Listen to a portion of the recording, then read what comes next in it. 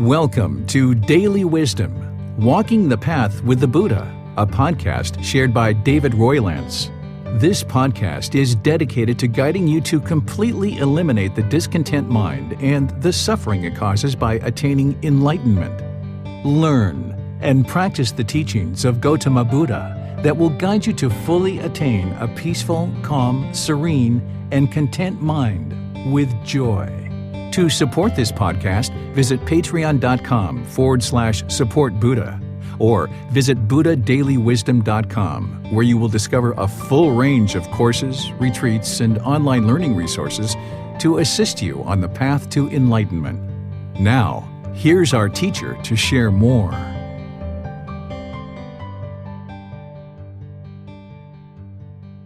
Okay, I'm going to start this morning by just welcoming all of you guys back. Welcome back to Wat Tung Yu, Sawadee Kap. Good morning to everyone. Today is our first full day of the retreat, and we're going to be starting off with meditation. I'm going to guide you guys in breathing mindfulness meditation today. Then we're going to move into having a talk about enlightenment. What is enlightenment? So you guys can understand this better. Then we're going to be discussing the Four Noble Truths, which is the very first teaching of the Buddha, where if you're interested in getting on the path to enlightenment and training your mind to get to enlightenment, you would need to know this teaching.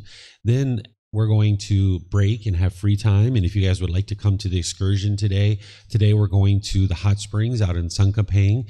I'll, at the first break, kind of check in and see who would like to come.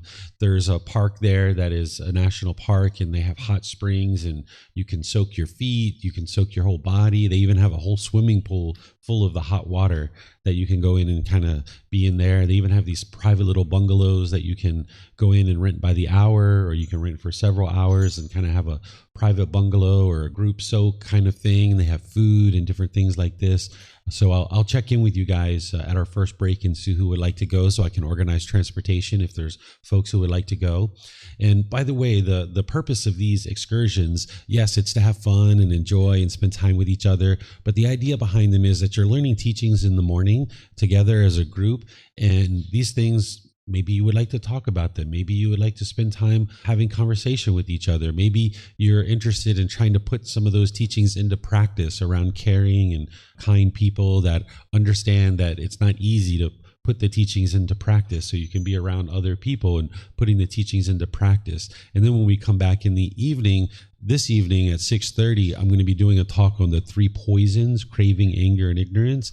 And also at that time in the evenings, anything that you learned in the morning and that you were practicing during the day and you have questions about, you can ask those questions in the evening time to get clarity on what it was that I was talking about in the morning. Of course, you can ask questions in the morning, but as you're learning in the morning and then you're trying to practice these teachings during the daytime, then in the evening you might have questions. So that's what those excursions are for, to give you a chance to put the teachings into practice and even have conversation about the teachings potentially with others, if that's what you would like to do, and get to know each other.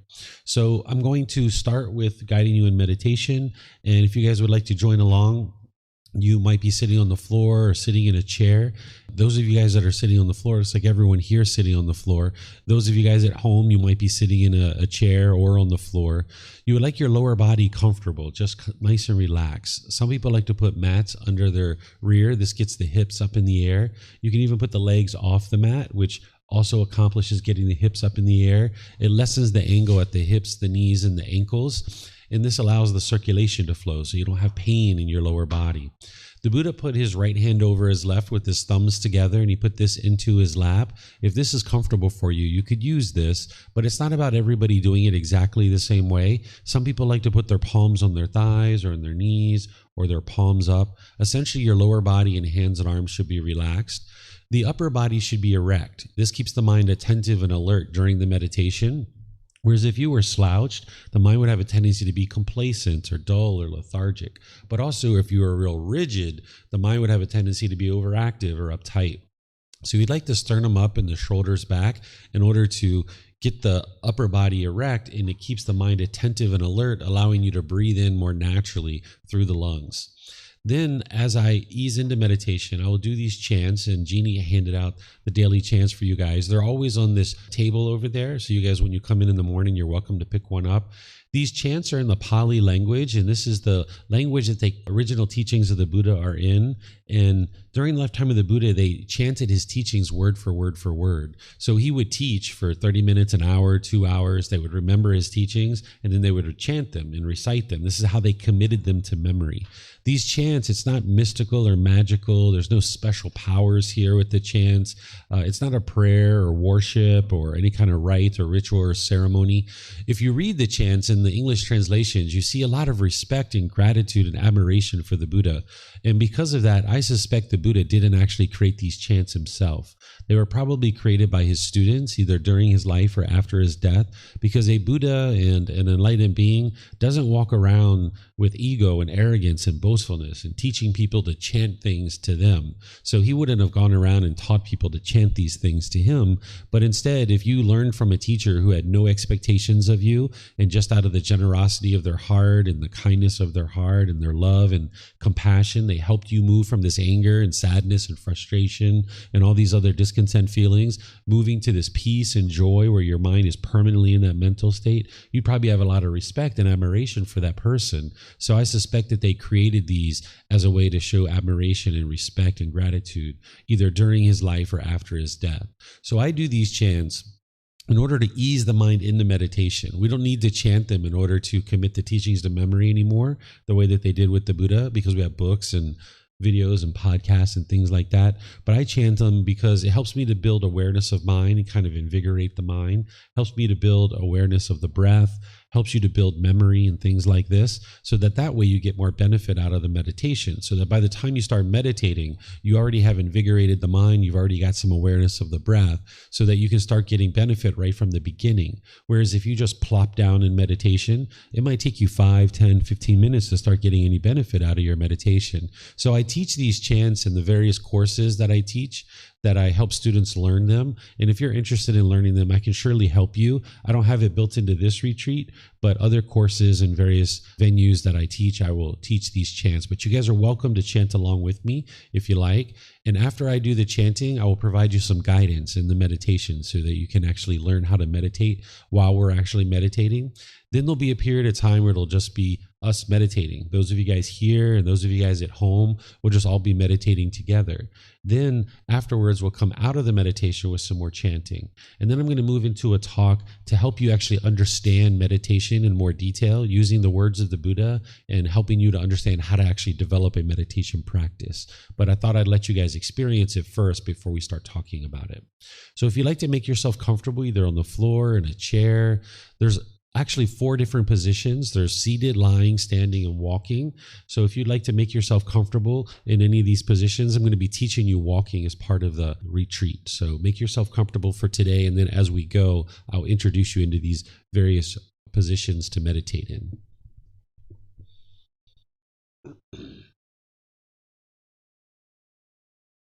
Arahang Samma Sambuddho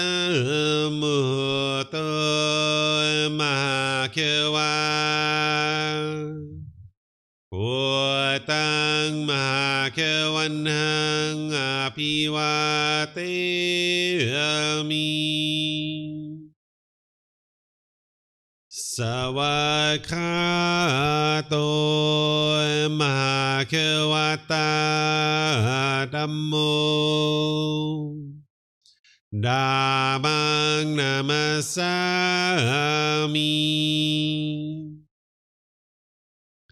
Supatipano Mahakevato Savaka Sangho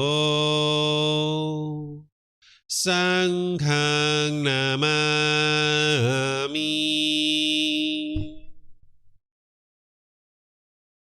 Namo Tassa Bhagavato Arahato Samma Sambuddhassa Namo Tassa Bhagavato Arahato สัมมาสัมพุทธัสสะนะโมตัสสะภะคะวะโตอะระหะโตสัมมาสัมพุทธัสสะอิติปิโสมะภะคะวะอะระหังสัมมาสัมพุทโธวิชาจารณังสัมมุโนสกขาโตโรกาวิตุอนุเตโรปุริสาดามาสติสัตตาตาวามานุสนังพุทโธภะคะวะติ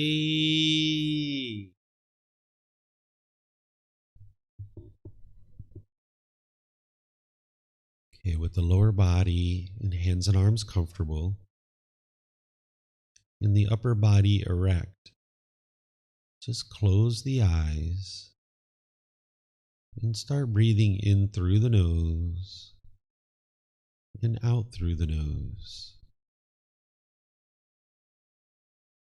Here you're just looking to establish the breath, a nice, natural, steady, consistent breath, not forced or controlled, just a gradual inhale through the nose, experiencing the full breath. And then when you're ready, exhale out through the nose. Breathing in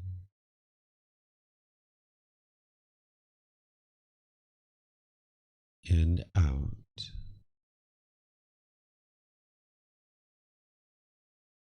Breathing in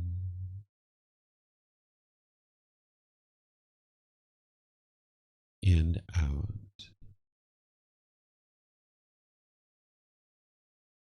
Your breath may not match up with the guidance that I'm providing, and that's okay. This is your practice. I'm just here for guidance. You can use this voice as a reminder that whenever you get to your next inhale, breathe in gradually through the nose, establishing a nice, natural, steady, consistent breath. And then whenever you're ready, exhale out through the nose, experiencing the full breath. Breathing in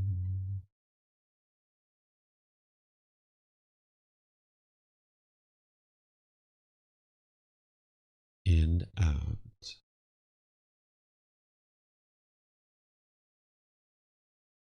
Breathing in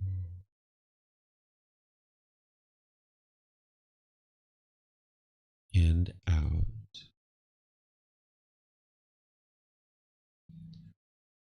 With the breath well established, start fixating the mind on the breath, either the sound of the breath coming into the nose or the sensation of air moving over the skin into the nose. The breath is the present moment. Fixate the mind on the breath, the present moment. Breathing in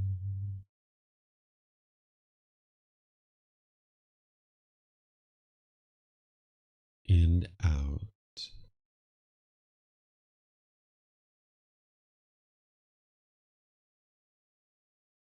Breathing in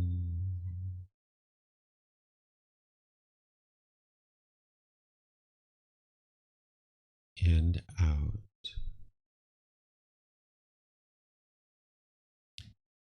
With the mind fixated on the breath, whenever you notice that it moves off the breath, cut that off, let it go, and come back to the breath, the present moment. No need to observe the thought, label it, judge it, analyze it, or even try to figure out where it's coming from. Whenever you notice that the mind is moved off the breath, cut that off, let it go, and come back to the breath, the present moment. Breathing in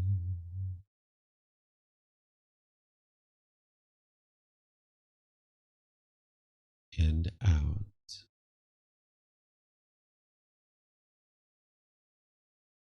Breathing in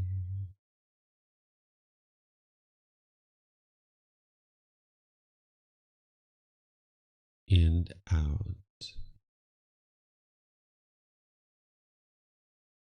I'm going to be quiet now and let you do this work of focusing on the breath, cutting off and letting go anytime the mind moves off the breath.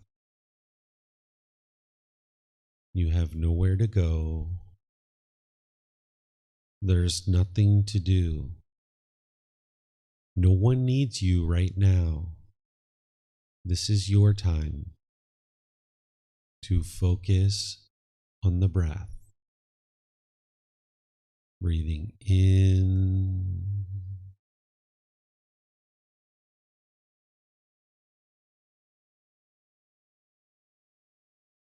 and out.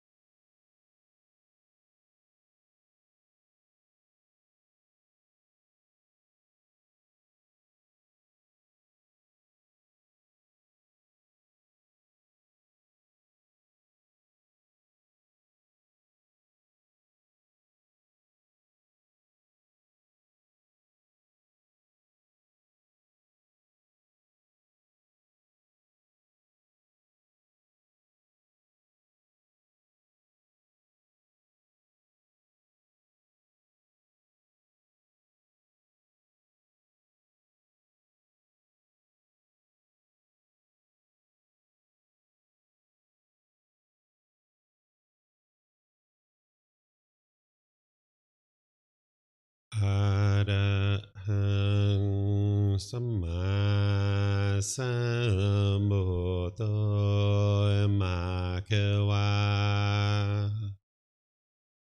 พุทธังมหาคะวันหังอภิวาเทมิสวากขาโตมหาควตาธัมโมธัมมังนามาสามิสุปฏิปันโนมหาควโตสาวกสังโฆสังฆังนามามิ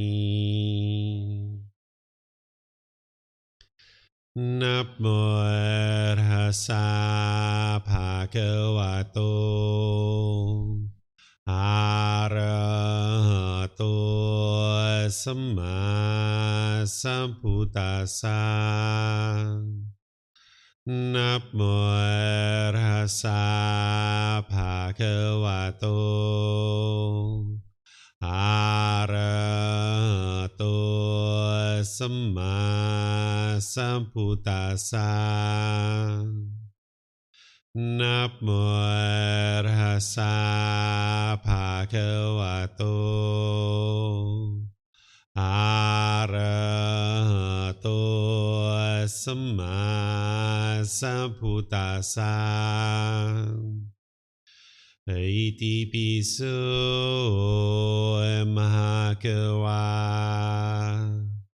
อะระหังสัมมาสัมพุทโธวิชาจารณังสัมมุโนสคาโตโรกาวิโตอนุเตโรปุริสาธัมมาสติสัตตาตาวาปานุสรังพุทโธภาควาติ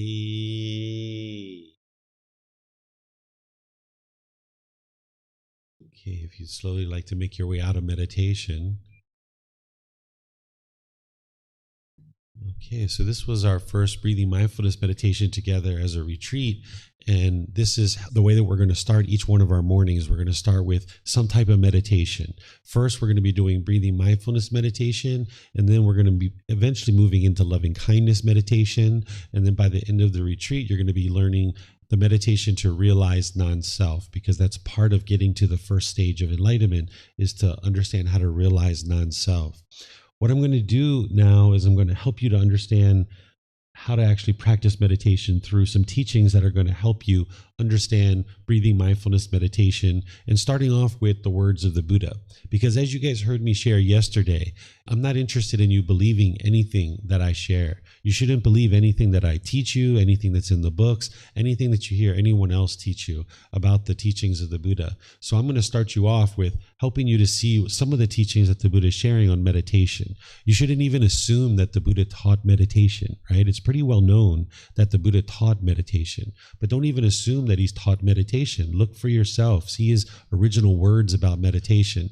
And in this book series, there's an entire book dedicated just to breathing mindfulness meditation. It consolidates his teachings from those 45 volumes of the Pali Canon down to one book that has a consolidated version of his teachings on breathing mindfulness meditation. And these are just a couple of the things that he said about meditation, just to help you build this confidence that he indeed did teach meditation. So this first one, he says, meditate, monks. Do not be complacent, lest you regret it later. This is my instruction to you. What he's referring to here is, of course, meditation, but he's saying, don't be complacent, don't be lethargic, don't be dull, because you're going to regret it when you're angry and you're frustrated and you're agitated and you feel stress and anxiety. You're going to regret having not meditated and built up your practice, because that's really the catalyst that's going to help you to train your mind. There's other training that you need besides meditation, but you wouldn't be able to get to enlightenment without meditation. So you wouldn't be able to meditate your way to enlightenment, but you also wouldn't be able to get to enlightenment without meditation either. So it's one component of your practice. It's one important component. So the Buddha's here saying, don't be complacent with your meditation practice, because it's really easy as you're starting to learn meditation and you're trying to build up a tendency to meditate, to be like, no, I don't need to meditate today, or no, I'm going to surf Facebook a little bit longer, or oh, let me watch that TV program, or let me do this, or let me do that. Your mind's going to come up with all kinds of excuses why not to meditate. And it's kind of like when you first learn to brush your teeth and take a shower, that your parents were there kind of motivating you, like, go ahead, you got to go take a shower, you got to brush your teeth, go ahead. And you're like, I want to play, I want to do this, I want to do that. And the last thing we were interested in doing was taking a shower and brushing our teeth. But then somewhere along the line, we were maybe 10 or 12 or 14, we started realizing, like, I like that taste in my mouth when I brush my teeth, and I feel kind of fresh when I take a shower. I like that feeling. I'm going to start doing this on my own. My parents don't have to tell me anymore, because you started noticing the benefits of taking a shower and brushing your teeth. So it's the same kind of thing with meditation, that you're going to need to convince yourself enough early on to do it, because mom and dad aren't around to tell you to meditate anymore. And I'm not going to call you up and tell you to meditate. You're going to need to do that for yourself. But eventually, after you do it enough, you're going to notice the benefits of it. And then you're not going to be able to imagine a day going by without meditating. Just like you clean this body every single day, you're going to need to clean the mind every day. This is part of your life practice. This is part of the journey to enlightenment, is training the mind. So just like you clean the body, you're going to need to clean up the mind each day. And if you're not cleaning the mind right now, then that means your mind has that pollution in there. So you need to clean it up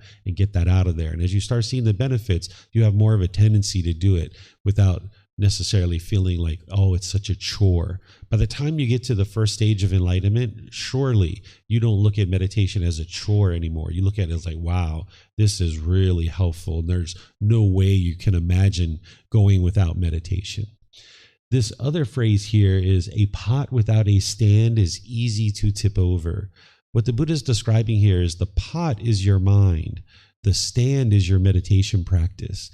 What he's saying is, it's easy to tip over your mind without a meditation practice. It's easy for you to get discontent, angry and frustrated and agitated and annoyed, and having guilt and shame and fear and stress and anxiety and loneliness and boredom and all those feelings that the path to enlightenment is designed to eliminate. It's easy for you to experience those feelings if you don't have a meditation practice. So it's easy to tip over the mind, to get discontent, if you don't have a meditation practice. So if you're looking to build up your stand, the more that you practice meditation, it's like getting this wider and wider stand. And now it's harder and harder to tip over the pot. So the pot right now, your mind, it might be like a dowel rod. Depending on how much you've been meditating, there might just be like a dowel rod there that your mind is kind of teeter-tottering on. But the more you meditate, this stand gets wider and wider and wider, and it's harder and harder to tip over your mind. This next teaching here, this is a discourse where the Buddha is talking about the importance of breathing mindfulness meditation. I'll read it to you. It says, "Monks, there is one thing that when developed and cultivated leads exclusively to liberation, to freedom from strong feelings, to elimination, to peace, to direct knowledge, experience, to enlightenment, to nibbana. What is that one thing? Mindfulness of breathing, breathing mindfulness meditation. This is that one thing that, when developed and cultivated, leads exclusively to liberation, to freedom from strong feelings, to elimination, to peace, to direct knowledge or experience, to enlightenment, to nibbana." So he's not saying you only need one thing to get to enlightenment. Otherwise, he would have just taught meditation and that's it, right? Done deal. Here's your meditation. Go meditate. He's explaining that this meditation, if you practice it, it has one goal. It has one purpose, and that is to get you to enlightenment. It's kind of like your car or your motorbike. It leads to one thing, transportation, right? But you need other things in your life besides a motorbike or besides a car. You need food, you need clothes, you need water, you need shelter, you need other things too. So the Buddha here isn't saying that you only need one thing to get to enlightenment. He's saying if you practice this meditation, it leads to one purpose or one benefit or one goal, and that is enlightenment.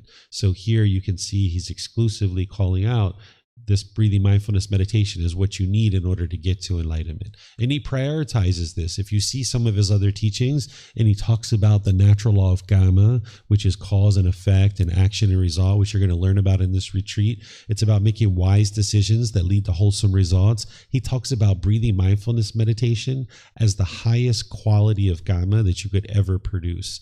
And loving kindness meditation as being the second most highest quality Gama.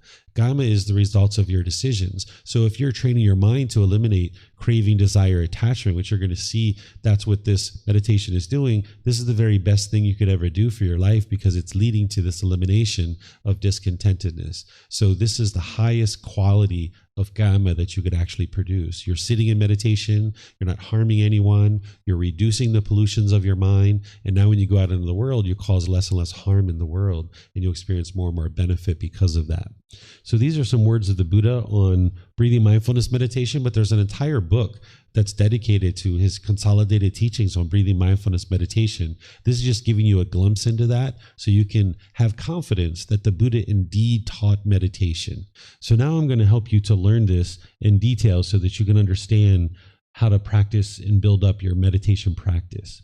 The first thing I'd like to do is share with you a definition of what meditation is, because different people come to these classes and courses and retreats with different understandings.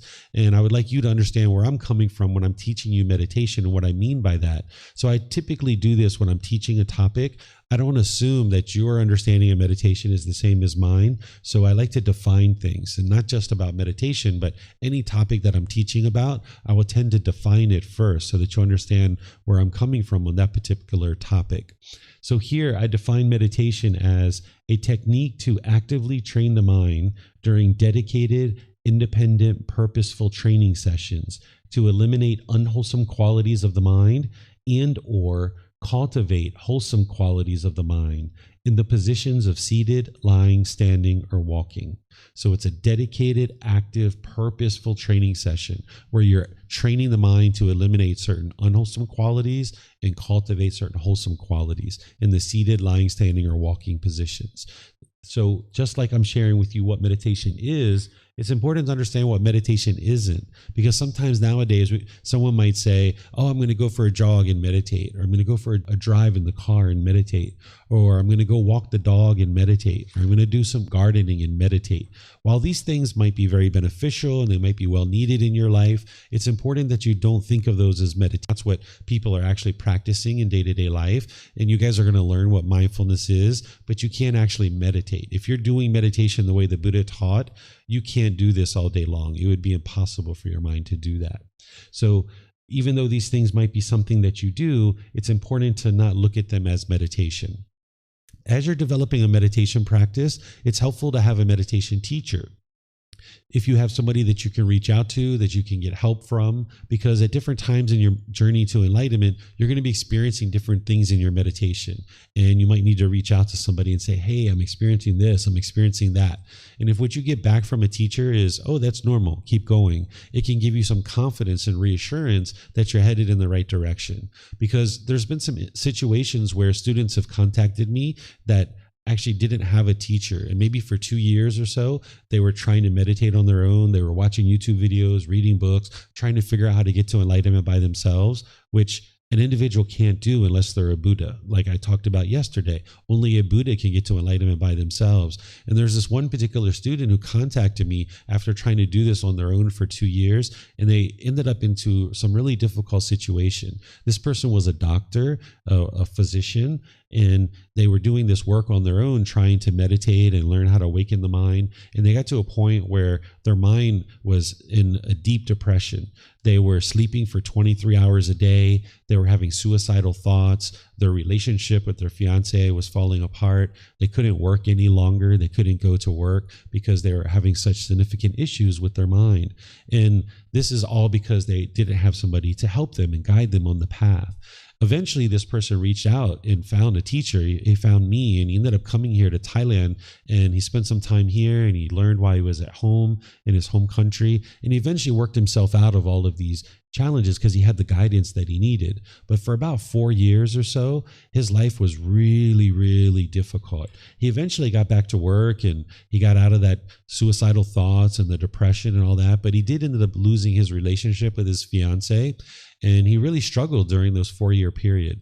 I don't suspect that any of you guys will ever get into that situation because you have somebody that you can reach out to. And that's why I put this in here, that if it's me that you would like to reach out to, that's fine. You can reach out to me. Even if I don't hear from you for 6 months, a year, 2 years, 3 years, you're always welcome to reach out to me and I will help you.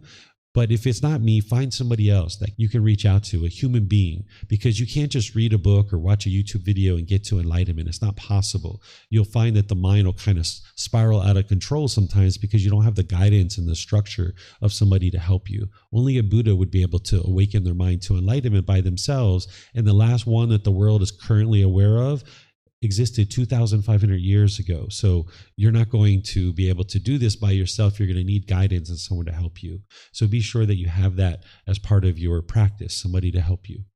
Then there's these 4 positions of meditation: seated, lying, standing, and walking. I'm going to teach these to you and help you to learn them. I'm going to introduce you to seated, lying, and standing now, and I'll introduce you to walking as well. But then as part of this retreat, I'm going to teach you how to do walking meditation. We're going to do it as a group as well. So let me share with you how I use these different positions. And remember, don't believe me about how I use these positions. You're learning. And then you can reflect on that. And then you practice and see for yourself how you would like to use these positions, because that's what you would like to do, is build your practice. I'm just here guiding you, explaining to you how I use these meditation positions, but you might find other uses for them beyond what I'm sharing. So the seated position for me is kind of like a go-to meditation position. That's like 80-90% of the time I use seated position. It's really simple. It's really easy. It's on the floor or on a chair or a bench or anything like this. You know, I've been places like in a doctor's office, sitting and waiting for the doctor, and I can meditate right there in the chair at the doctor's office. So if you're on the floor, it's usually with some cushions under your rear, with your legs lightly crossed, your hands in a comfortable position, and your body upright. And if you're in a chair, you might put your feet flat on the floor or crossed at the ankles. This can be like your go-to position. A lot of people learn in the seated position.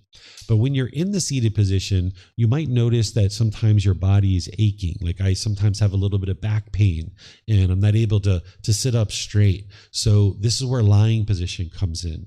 If you go to lying position, you just lie on the floor. If you've ever done yoga, I think they call it resting pose or shavasana or something like this, where you just lay flat on your back, face up, with your hands and arms out to the side.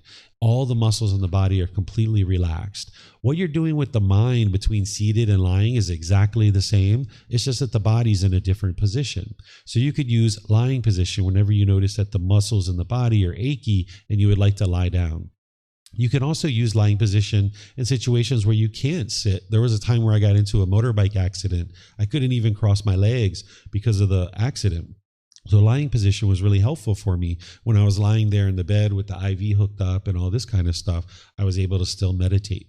So lying position is helpful for that reason. But with lying position, sometimes you can potentially get sleepy and maybe fall asleep, right? So if you're noticing that you're getting really sleepy, this is where standing position comes in, and or walking position. So if you're dozing off either in the seated position or in the lying position, if you're noticing you're dozing off, that's where standing and walking is really helpful for you. And the way that you do standing is you just stand up straight and you grip your wrist either in front of you, or you put your arms along the side of you, or you grip it behind you. There's not just one way to do it. You just would like your arms to be nice and relaxed. So you just stand up straight. And I've even done this at a bus stop before. One time I was waiting for a bus and I knew it was going to be 15, 20 minutes for the bus to come. And I just stood there and got a little bit of meditation because there wasn't a place to sit down at the bus stop. So you can use it for that too. I've even used it one time I was waiting in line at an office here in Thailand, and I knew this line only moved like once every 20 minutes or so, and I would be standing in the same spot for a long time. So I would just close my eyes and stand there and meditate. So you could do it that way as well and use it in different locations. And it helps your mind to be in these different environments, and you're able to meditate in these different environments. And then there's walking position. This is really good, again, if you're falling asleep or if you're noticing that your mind is overactive.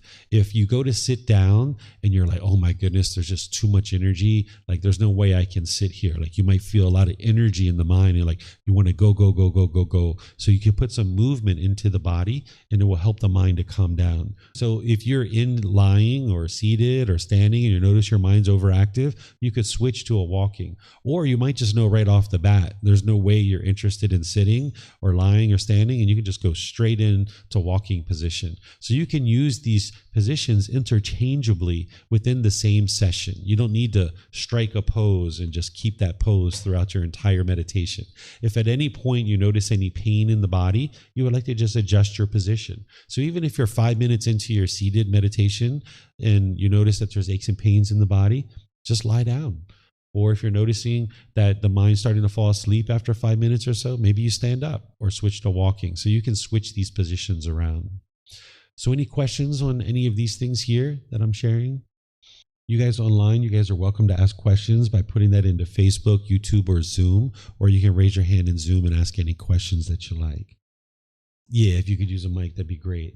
And you can take it back to your seat too.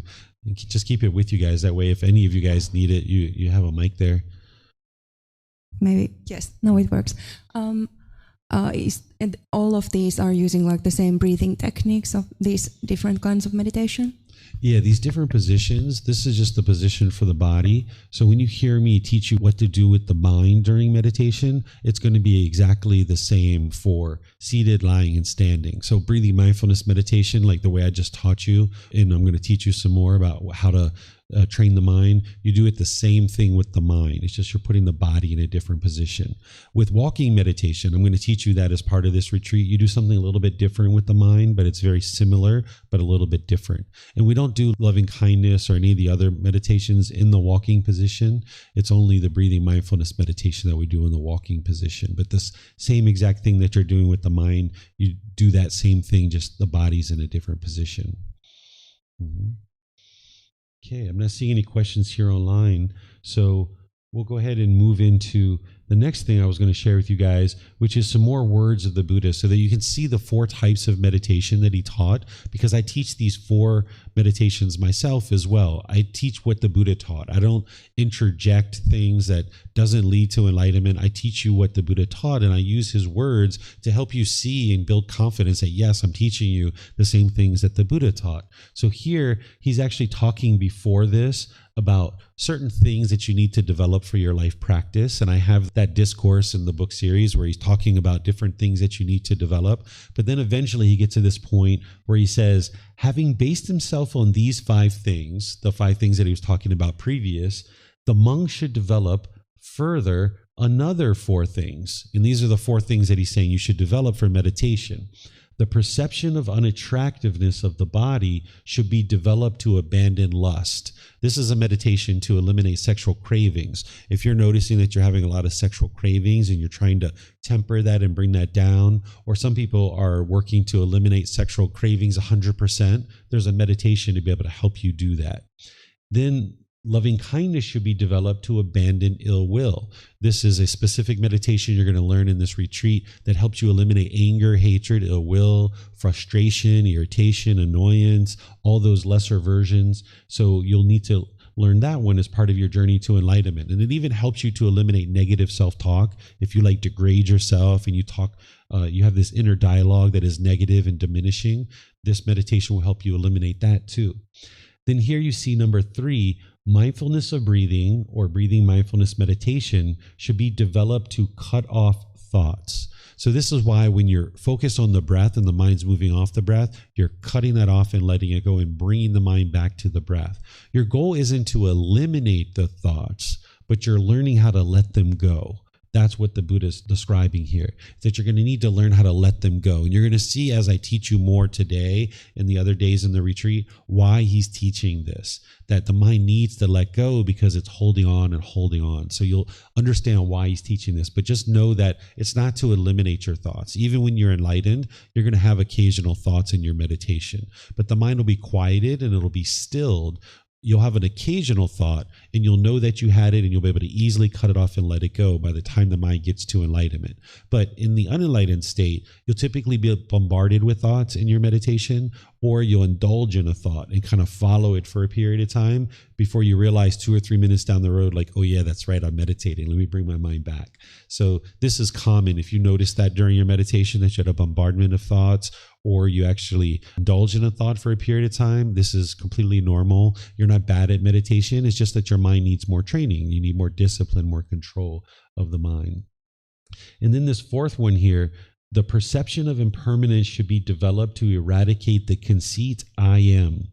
When one perceives impermanence, the perception of non-self is stabilized. One who perceives non-self eradicates the conceit I am, which is nibbana or enlightenment in this very life. What he's talking about here is realizing non-self. This is the meditation that I'm going to teach you as part of this retreat to help you eliminate personal existence view. And I'm going to explain to you in this retreat of what personal existence view is, what the universal truth of non-self is, and how to do this meditation. But here, this is the Buddha just introducing his 4 meditations. And then what I've done here is I've laid it out to show you what are the unwholesome qualities that you're eliminating and what are the wholesome qualities that you're cultivating.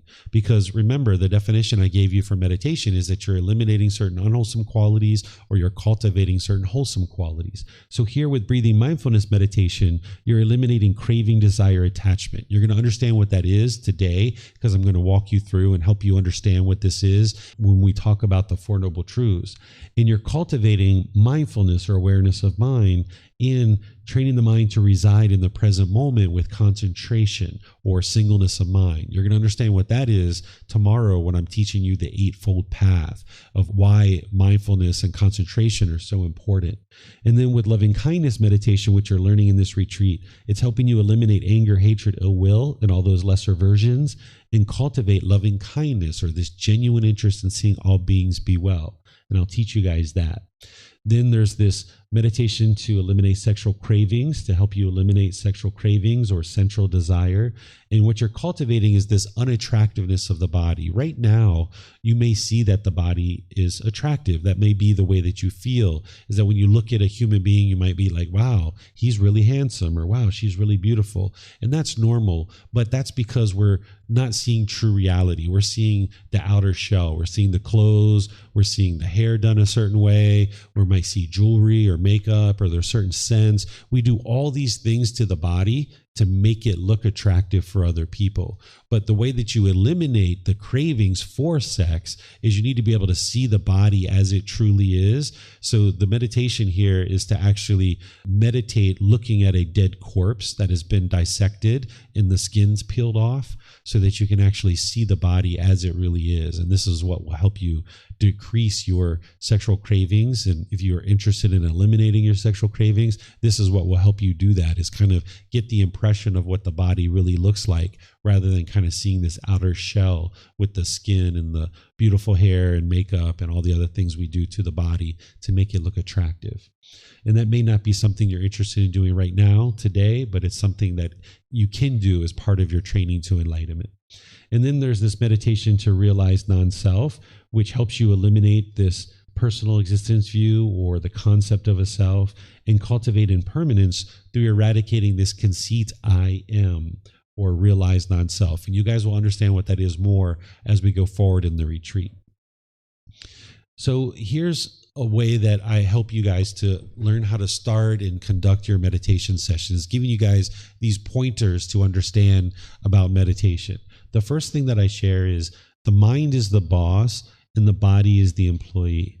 This is important for you to understand because you understand what you're doing with the body, that you would like the body to be comfortable, not luxurious and not painful. You would like it to be in the middle where it's comfortable. Because just like if you're going to go see the boss, you got to go through the employee, right? If the employee is angry or disgruntled, they're not going to take you to go see the boss. But also if they're luxurious, they're complacent, they're not going to take you to go see the boss there either. So you need the employee to be comfortable so that they'll take you to go see the boss. So the same thing is true, is you need this body to be comfortable so it'll take you to go see the boss so that you can actually train the boss. So that's why you would like the body to be comfortable. If you ever experience any pain in the physical body during meditation or any other time, you would like to adjust the body, right? The Buddha showed us through his own life story that I shared with you yesterday that causing physical pain to the body doesn't lead to enlightenment. Remember, he was hanging himself upside down from trees. He was piercing his body with metal implements. He was laying on beds of nails. He was starving himself. None of that led to enlightenment. So if you're in a meditation position and you feel pain, or your knee is screaming at you and saying, this really hurts, don't just breathe through the pain. Sometimes people will teach you this, is they'll say, if you feel pain in meditation, just breathe through it. No, that pain is there to tell you, hey, something's wrong here. Your knee isn't feeling comfortable. The employee's telling the boss, like, hey, something's not going well here. So you would like to adjust the body. There's no certificates given out for people who breathe through the pain, right? There's no glory in that. It's not going to help you, because if you're trying to train the mind to eliminate those certain unwholesome qualities and cultivate wholesome qualities, if your mind is like pain, it's going to be very hard for you to eliminate certain unwholesome qualities and cultivate certain wholesome qualities. So just adjust your body slightly, or just completely change positions to a completely different position so that you're not experiencing the pain. The Buddha shares in his teachings, when he talks about meditation, he will say, set up mindfulness in front of you before you do meditation. If you read his words and his instructions about meditation, he will say, set up mindfulness in front of you before you meditate. What mindfulness is awareness of mind, that you would like to have some awareness of mind to kind of ease into the meditation. So if you're setting up mindfulness in front of you before you meditate, that means you're getting awareness of your mind before you ease into meditation. So for me, what I do is I will typically take off my shoes. I will come into some place. I will kind of make the body comfortable, kind of sit in a more comfortable position or whatever position I'm using. And then I start chanting. And that's what's kind of invigorating the mind and bringing some awareness to the mind. And that's how I do it.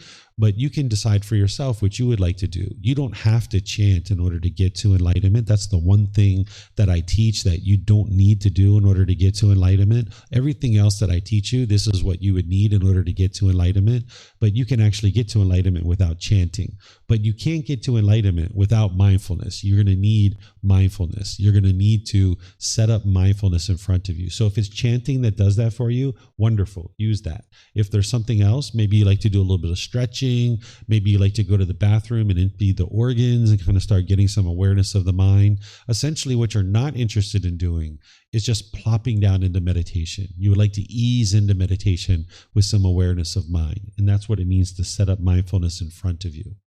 With time, frequency, and schedule, what you would like to build up to is 2 to 3 sessions per day for 30 minutes or more. And this can often take quite a while to build up to. I've seen some students take 6 months, a year, even 2 years to build up to this. So 2 or 3 sessions per day for 30 minutes or more, and just gradually build up to that. If you start with 1 session for 5 minutes, okay, that's where you're starting. Or 2 sessions for 10 minutes, okay, that's where you're starting. Just start wherever you start. You're not in a competition with anybody. You're not in a race or anything like that. It's your journey to enlightenment. So start wherever you start, but then just gradually expand it slowly but surely to 2 or 3 sessions for 30 minutes or more per day. And what you'll notice is that frequency is more important than duration. So if you have the option of 1 session for 30 minutes or 2 for 15 minutes, go for the 2 for 15. That's where you'll notice the most benefit is the frequency. And then just expand that 15 minutes for wider and wider and wider as you go. If you tried to set a schedule for yourself that every single day I'm going to meditate at 8 a.m. in the morning, this isn't actually possible. You're not going to be able to permanently meditate at 8 a.m. There's going to be things that happen.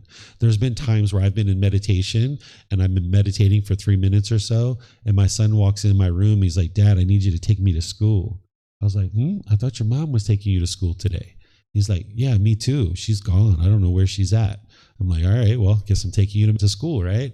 So you're not going to be able to meditate at the exact same time every single day. Things are going to come up that you need to address. So if you try to set a fixed schedule where you're going to always meditate at exactly the same time and you're holding on to that tightly, when your son walks in or when something happens, you're going to be discontent. You're going to be frustrated or agitated. So in that situation, if you're not craving, if you're not attached to meditation, you won't be frustrated or angry. You just, "All right, let me go take you to school." I took him to school and then I came back and I meditated when I got home. No big deal, right? So there's no special time to meditate. Sometimes you might hear that someone says like, "You've got to meditate at 3:30 a.m. every day. That's like the special time to meditate. It's going to produce all these benefits for you."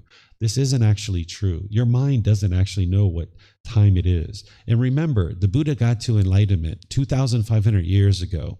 They didn't have timepieces 2,500 years ago. He wasn't able to tell what time it was. They just looked at the sun and it was like, "All right, it's morning," right? Or they looked at the sun and it's like, "All right, it's midday," or "It's evening," right? That's really what they had during the lifetime of the Buddha. Because when he talks about meditation, he talks in his teachings, he says that he meditates 3 times a day, morning, midday, and evening. He doesn't meditate at exactly 3:30 a.m. every day because he wasn't able to determine that time. That's a new thing that we do that he didn't have available to him. So there's no special time to meditate. So don't set yourself up to fail that way if you set a fixed time that you have to meditate every single day, because you won't be able to do that. Also, when you're meditating, it's best if you don't use an alarm. Sometimes people use an alarm, and if you need it every once in a while, then go ahead and use it. Like if you're on your way to work or something like that and you only have 15 minutes to meditate and you need to set an alarm, go ahead, set your alarm. But if you don't need it, maybe in the evenings or on the weekends, it's better to not use the alarm, because when you use the alarm, what you're going to be doing is you're going to be in meditation and you're going to be thinking, "Is it time yet? Is it time yet? Is it time yet? Is it time yet?" Your mind's going to be craving, and you're trying to get rid of that craving. So if you set an alarm, your mind's going to potentially be craving to figure out, is it time yet? Is it time yet? Is it time yet? Or you're going to be deep in meditation, getting all kinds of benefit. And then it's going to be like, me. I shouldn't have set that alarm. I could have got so much more benefit if I wouldn't have set the alarm. So when you're setting an alarm, it's like you're trying to determine the future. You don't really know what you're going to be doing a few days from now or a few hours from now or a few minutes from now. We don't know, right? Maybe the electric all goes off, or, maybe, some asteroid hits the earth, right? And we all are in an earthquake or something. We don't know what's going to happen from one moment to the next. So if you try to determine that I'm only going to meditate for 15 minutes, that means you're trying to determine the future, and you don't necessarily know. So if you let that go and you just meditate, and just however long you need to meditate for, that's how long you meditate for. But again, if you need to go to work and you only have 15, 20 minutes, then set your alarm. The way that you keep track of your time to know that you're getting to 30 minutes or more is you look at the clock before you start, and then you look at the clock when you're done. So before you meditate, you look at the clock and you're like, all right, 9 a.m. Then you meditate. Meditate for however long you like. And then when you're done, you look at the clock again. 9:15. Okay, I meditated for 15 minutes. And now you know I need to expand that. Because sometimes 5 minutes in meditation can feel like an hour, but sometimes an hour can feel like 5 minutes. So you'd like to check in on your time by just looking at the time before you start meditating and looking at the time when you're done, and then just do the math and figure out how long you meditated for. And are you within the range of 30 minutes, or do you need to expand it a bit? So that's how you do this. And of course, some of you guys, you have to be at a certain place at a certain time, so use an alarm if that's what you need to do. Then if you notice sleepiness during your meditation, you kind of have a couple of options. One thing is you can just get some sleep. Just go to sleep, right? You can just get some sleep. That might be what you need to do. Or you could change positions. You could switch to a standing or a walking position. That's the way to invigorate the mind. When you first start meditating, if you're doing meditation the way the Buddha teaches, you might notice that the mind's quite sleepy because it's a lot of work to train the mind in this way. And the mind working like this, it can get kind of sleepy. And with certain pollution in your mind, and you're trying to get that pollution out, it's a lot of work. And you might notice in the first 3 months, 6 months or so, you kind of get sleepy because you're working really hard to get that pollution out. But also what you're going to notice is the mind's going to start functioning more optimally. It's going to start performing better. And if you haven't been sleeping very well, if you don't get very good quality sleep, your mind's going to maybe start wanting to sleep more regularly and get better quality sleep. So I noticed a lot when I first started meditating that I got very sleepy. There would be times where I would start meditating. Within 3 to 5 minutes, I would get super sleepy. And sometimes I would just go to sleep, because that's what the mind needed, just go to sleep, right? And then I'd wake up and start meditating some more. Or other cases, I would just switch to a different position. So you might notice the sleepiness coming in, and this is normal, but you'll kind of get over that hump as you start clearing out some of the pollution, and you'll notice that your mind doesn't get sleepy during meditation anymore.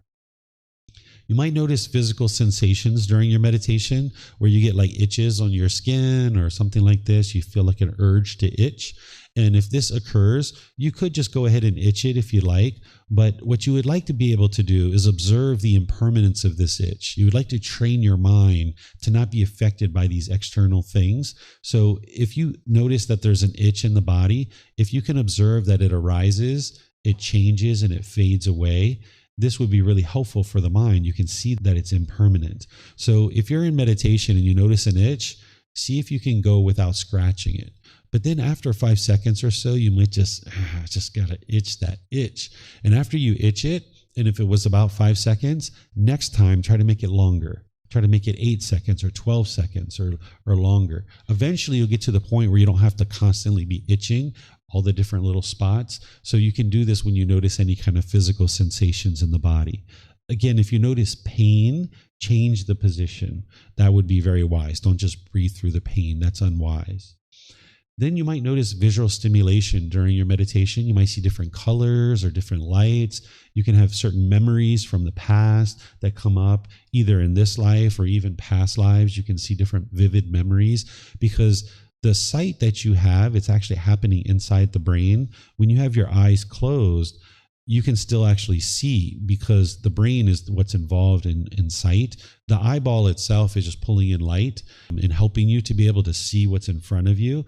But sight itself is happening inside the brain. So even with your eyes closed, you might see like green or purple or white or different things like this. There's nothing special about this. You don't have to run out and figure out, does it mean I'm going to be rich or I'm getting a new boyfriend or new girlfriend or anything like that. There's nothing special with all that stuff. Whenever those things are happening, you just cut it off and let it go and bring the mind back to the breath. What's actually occurring, and the reason why this is happening, is that as you're lifting the pollution out of the mind and you're training the mind, there's physical changes that are happening to the brain. The brain and the mind are two different things, and you're training the mind. There's a connection to the brain, and doctors, scientists, researchers, they're actually measuring these things now with CAT scans, MRIs, and other devices. They can see that for long-term meditators who are meditating and training their mind, that there's physical structures in the brain that are changing, and they're changing for the positive benefit. And they're noticing these significant improvements to the functioning of the brain for someone who's actually training their mind. So because the brain is what's involved in sight and the physical structures of the brain are changing, it can produce various visual stimulation. You might even hear these structures of the brain changing. I know I did when I was meditating. I could hear some of the structures of the brain changing. I used to walk around with a lot of pressure in my skull. I used to get a lot of headaches and migraine headaches, and even to the point of vomiting sometimes. I would get such bad migraine headaches. Once you train your mind and these changes are happening to the brain, you won't notice these things anymore. Like I very rarely get a headache anymore. It's only like if there's air pollution in Chiang Mai, I might get an occasional headache or something like that. Maybe once a year, twice a year, something like that. Where before it'd be like 3, 4, 5, 6 times a week, I would be getting migraine headaches to the point of vomiting. And I would walk around with this pressure in my skull all the time. So you might notice these structures of your brain changing. You might even hear it, and you can see it sometimes happening in meditation. So you don't need to go out and figure out what does green mean or purple mean or white mean. You're not special. You haven't done anything miraculous. Don't allow the ego to kick in and think that you're special because of this. It's just that the brain's changing, and this is a really good thing. So keep doing what you're doing. Then some people are taught to meditate with external stimulus like beads or music or candles or incense or things like this. I encourage you to strip those things away out of your meditation practice if you're currently meditating with them, because your mind gets attached to them. It gets fixed to them. And you have this special candle that you can only meditate with that. Or you have to meditate with incense, or you have to meditate with this music or this phone app or something like that. And all of these things are impermanent. If you build your meditation practice around incense or around a phone app or around beads, you're not going to have those things with you permanently. You would like to build up a meditation practice that you can meditate anywhere at any time. And there's only 3 things that you need for meditation: the body, the mind, and the breath. These are the only 3 things that you need: the body, the mind, and the breath. And you're going to have those 3 things with you for the rest of this life, all the way to the end of this life. So if you can build up a meditation practice around just these 3 things, that means you can meditate anywhere, anytime. So that motorbike accident that I got into the accident, the ambulance came and picked me up, took me to the hospital, and I ended up calling my wife, telling her that I was in the hospital. And she was like, all right, we're over here. I'm picking up our son from the school. Is there anything you need? I was like, nope, you guys can go home. No reason to go through all the traffic. I got everything I need. Right? I had everything. I had food, I had clothing, had nurses, medicine. I didn't need anything to meditate. I could meditate right there at the hospital or anywhere else. If you're 3 days into a mountain trek in Chiang Mai, 3 days away from civilization, if you're just meditating with the body, the mind, and the breath, you can meditate anywhere. So there's times where I've been walking in a park and I'm like, this looks like a cool place to meditate. Boom, you can just sit down and meditate because you don't need anything. You've got everything with you: the body, the mind, and the breath. You don't need that special incense or candle or beads or anything like that. You can meditate anywhere, anytime. So if you're currently meditating with any of those things, and you would like to strip those out, what you might decide to do is do it gradually, because the mind doesn't tend to like abrupt change. So if you're used to meditating with music or any of these other things, and if you try to kind of go cold turkey, sometimes the mind doesn't like that. So what you might decide to do is like do 1 session with it, 1 session without, 1 session with it, 1 session without. Then go 1 session with it, 2 sessions without. 1 session with it, 2 sessions without, and then slowly expand that to the point where it's like 1 session with it, 5 or 6 sessions without it. And then eventually you get to the point where you don't need it at all, right? So if 80 or 90% of the time you're meditating with the body, the mind, and the breath, just by yourself without anybody else, this is what you would like to get to. But occasionally you're going to come to a retreat like this. You're going to be meditating with other people. You might attend Master V's Gong meditation sometimes, occasionally. This can kind of invigorate your practice a little bit. So if you do that kind of 10, 20% of the time, that's fine. But you would like 80 or 90% of your meditation to be just the body, the mind, and the breath, all by yourself, without anybody else, no attachments, just the body, the mind, and the breath. Okay? Any questions on what I've been sharing here? And I'll just remind you guys online, if you'd like to ask a question, you can put it into Facebook, YouTube, or Zoom, or in Zoom, you can raise your hand electronically. Yes, sir, Arturo. We have mics, a bunch of them now, so you can keep it with you. Yeah, my question was, can you meditate with your eyes open, focusing on one thing, for example? you can, the meditation to eliminate sexual cravings, we do that with our eyes open. And with the walking meditation, do that with our eyes open. Some people try to do breathing mindfulness meditation with their eyes open as well. And you could do that. The reason why we close our eyes is that it helps the mind go internal. One of the things you're going to learn in this retreat is the 6 sense bases, and you're going to understand kind of like the central desire, and what the mind's really doing is it's longing and yearning through these 6 sense bases, like the eyes, ears, nose, tongue, the body, and the mind. So by closing the eyes, you're kind of shutting down a sense base in order to allow the mind to go internal and do this work. But in some cases, after you get that well developed, you might try to challenge your mind a little bit and try to do meditation with your eyes open and see how that goes. So these things that I'm sharing with you, remember, you're not believing me. You're not following me, right? You're not a follower. You're your own independent practitioner. So I don't meditate with my eyes open unless I was doing the sexual craving meditation or walking meditation. But that doesn't mean that you can't do that, right? Like you can do the breathing mindfulness meditation or loving kindness meditation with your eyes open and see how that goes. Maybe you have a picture of your mom and you would like to look at her while you're doing loving kindness to build up your loving kindness meditation and the loving kindness in your mind. So you can try those kinds of things and see. Usually when you do something for the first time, the mind doesn't like that change and it kind of rejects it right away. So you need to usually do something for like a week or 2 or 3 before you really have an assessment of whether this new thing is actually really helpful or not. So that's what I would recommend, is that if you do something like that, is do it for a good little while to see if it really is impactful and helpful, because just doing it one time, you're not going to necessarily know. Any other questions you guys have? All right, so let me share some more with you guys here. This is the last thing I'll share on this topic, is just reminding you what the Buddha shared, which is meditate, students, right? He's saying monks because he's talking to monks, but meditate, students. Do not be complacent, lest you regret it later. This is my instruction to you. I can summarize this as never give up. Right? Because when you're in your meditation practice, sometimes it can feel really challenging. It can feel like a struggle. I gave up one time for 3 years. At least I thought I had given up. And I ultimately came back to meditation and continued to train. But that 3 years was a very difficult period of time in my life. And my mind got complacent, and it was very difficult during that 3 years. And it was also very difficult to get back into meditation. What you're going to notice if the mind starts becoming complacent is you might go 1 day, 2 days, 3 days, 4 days without meditating. Next thing you know, it's been a week or 2 or 3. The longer you allow that complacency to go on, the harder it is to get back into meditation. And like you heard me share, one time it was 3 years that I didn't meditate for. It was very challenging to get back into meditation, starting all over from the very beginning. But if you can catch this complacency early, within the first day or 2, it's a lot easier to get back into your meditation than if you wait a really long period of time. And if you give up, it means that you're going back to the anger. You're just relegating yourself to experiencing sadness and frustration and guilt and shame and fear, all those discontent feelings for the rest of your life. But by not giving up, then you just can gradually work towards improvement.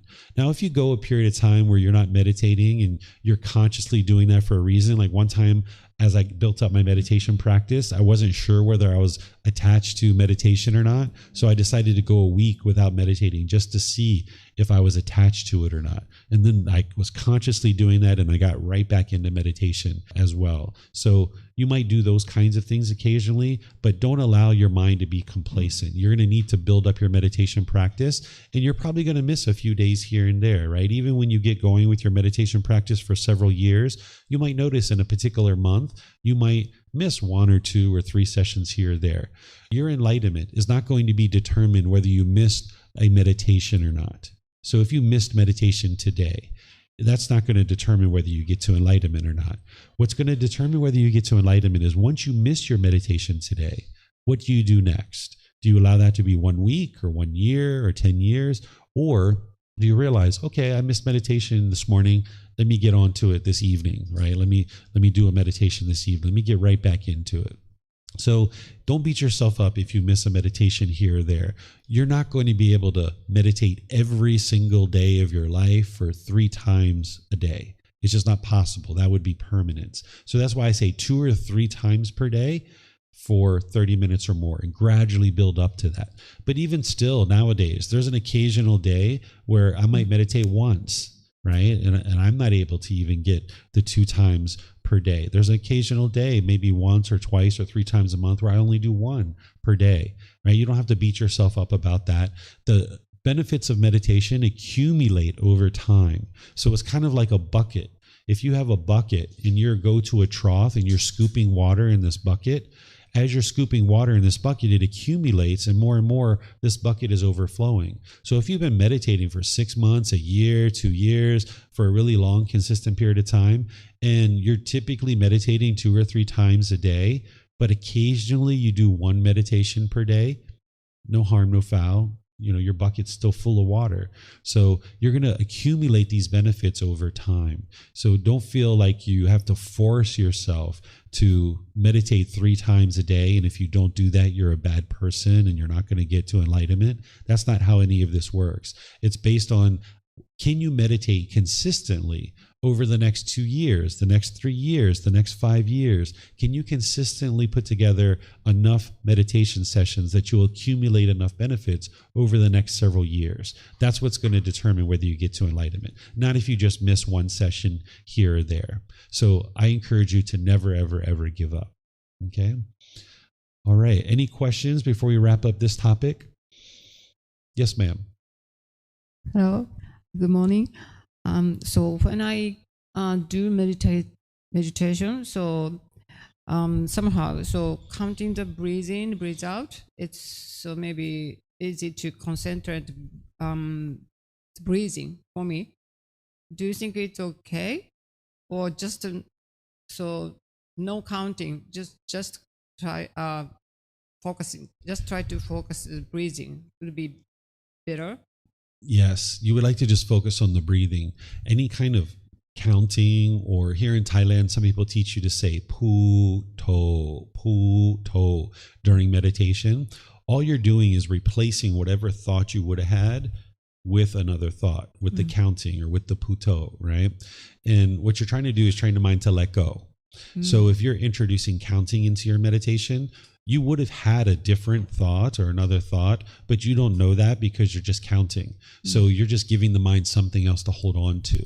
So what you would like to do is get to the point where your mind's not holding on to anything, including the counting, because you would like to get so well developed that you notice that there's a thought with your mindfulness, and you can internally cut it off and let it go. Whereas if you're counting, you're not allowing the mind to develop that mindfulness or awareness of mind, and you haven't trained the mind to let go of anything, because you're actually introducing something into the mind to think about. So you would like to get to the point where you just focus on the breath, knowing that you will have a thought, but when you have a thought, notice it sooner and sooner and cut it off easier and easier and let it go. Okay, thank you. So simply, so to be mind being mindfulness. So when meditating, so not without counting. So right.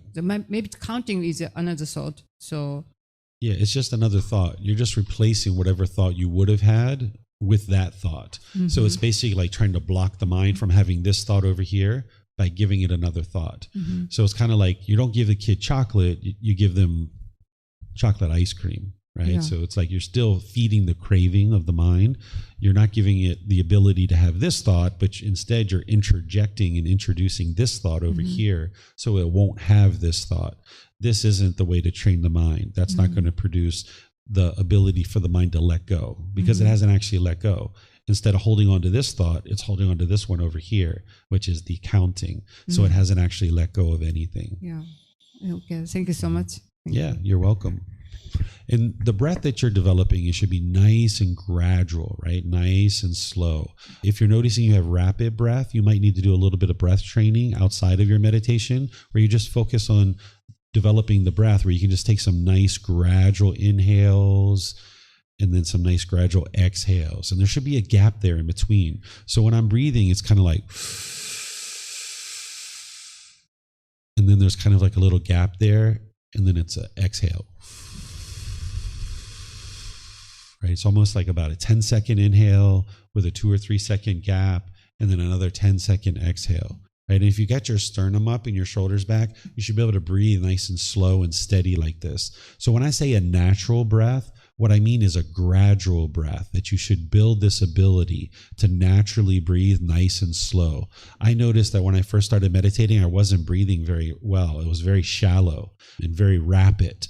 And my mind was very rapid too. So when I slowed the breath down and breathed very gradually, then when I fixated the mind on the breath, the mind slowed down, because you're not interested in those rapid thoughts in the mind. You're interested in slowing things down so you can make wise decisions in your life. So if you slow your breath down and your mind is fixated to your breath, it will slow your mind down too. So you like just nice gradual breaths in and out. Thank you. So really to focus the breathing means so to aware my breath. Then, so as I mentioned, so just deeply focus. So usually, so we don't focus. So breathe in, breathe out when walking, but the meditation, so focusing the breath means really deeply just concentrate breathing. Yeah, just focus on the sound of the breath or the sensation of air, because that breath is the present moment. Your mind's going to potentially be interested in being in the past, or it's going to want to be in the future. When you're meditating and your mind's untrained and undisciplined, it wants to be all over the place. The last thing it wants to do is sit down and be a good boy or be a good girl, right? It's the last thing the mind wants to do. It wants to be all over the place, frolicking in the forest. So you're training the mind to be on the breath, which is the present moment. Like, that's right now. Okay, right? Thank you so much. Yes. So I just counting, because so while I counting, so the another thought didn't come. Was there any room? Because I concentrate, so focusing, concentrate, counting. So, but counting is also another thought. Yeah, people who usually count during meditation, when they're taught that way, they usually have very rapid thoughts in their mind, and they tend to talk very rapidly. So if you were taught to meditate by counting, this is going to produce rapid thoughts in your mind, and it's going to potentially produce rapid speech as well. And you're looking to slow things down, be very concentrated and focused and deliberate about your thoughts and about the decisions that you make. Thank you so much. You're welcome.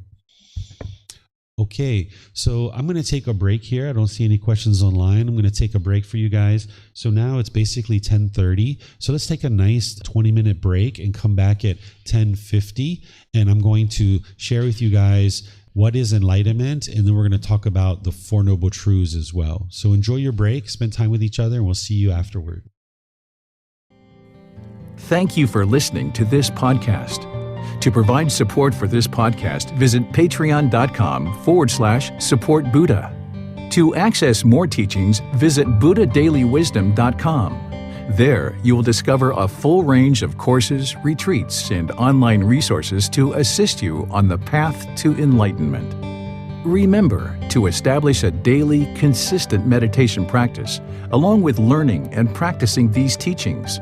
A well-developed meditation practice is the foundation in which to train the mind to attain enlightenment.